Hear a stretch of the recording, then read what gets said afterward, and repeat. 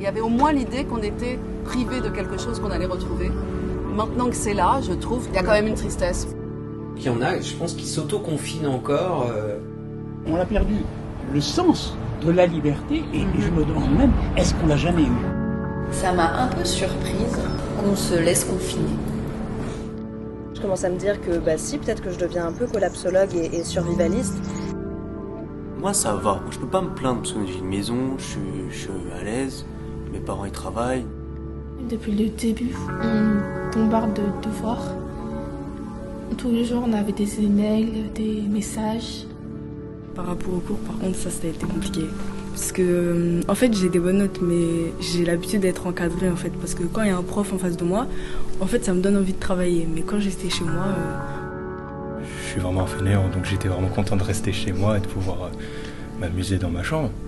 Mais ce n'était pas le cas de mes parents, qui, eux, aimaient beaucoup sortir. Donc, vu le fait qu'ils étaient confinés, ils commençaient à emmagasiner du stress. Et ça a failli partir en divorce. On s'est dit, bon, comment on va faire? Concrètement, on ne savait pas trop des interventions qui allaient être faites. J'étais partagée. Je sortais pas parce que je flippais, parce qu'il y a mon fils, parce qu'il y a ma famille, etc. Mais en même temps, je voyais des gens mourir. Je disais, bon alors, si, c'est vrai en fait. Ma petite sœur l'a attrapé, donc en plus moi, étant personne à risque, je devais encore faire plus attention que... Donc assez compliqué, ouais. En fait, je me suis retrouvée aussi avec le milieu familial, un peu comme il est, et puis avec des failles, parce que d'un coup, on ne peut pas rassurer, parce que personne n'est rassuré.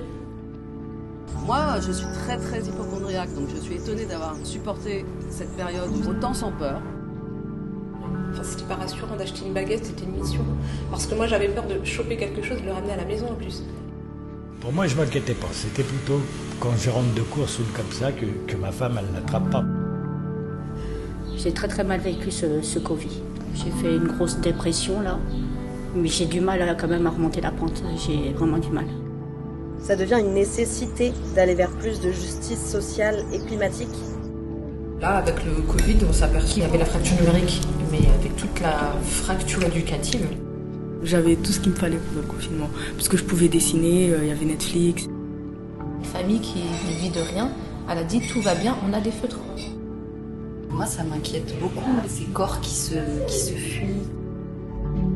J'étais en face de mon père et qu'à la fin, quand je suis partie, il s'est mis à pleurer. Je lui ai dit, papa, je peux même pas. Et puis on était comme des cons, quoi. L'autre étant devenu un danger. Mais l'autre, c'est la vie. Je fais plus la bise à personne. Oui. Je check. Même des fois, quand je voyais une personne passer, je m'écartais beaucoup. Pour une fois, on commençait aussi un peu à exister en tant qu'humain pour l'entreprise. Du coup, on pouvait avoir un espèce de rapport de force qui était un petit peu plus en notre faveur avec la direction. Ce qui a été génial aussi, c'est qu'on a vu cet élan de solidarité bénévolement des professionnels. Plus de solidarité, faire attention à son voisin, à son... Là, on a appris à faire la queue gentiment, autrement. Ouais. Il y a eu tout un discours avant société de consommation, etc. Le confinement a été levé et direct tout le monde s'est rué vers les fast-food. Honnêtement, moi je pense que rien ne change.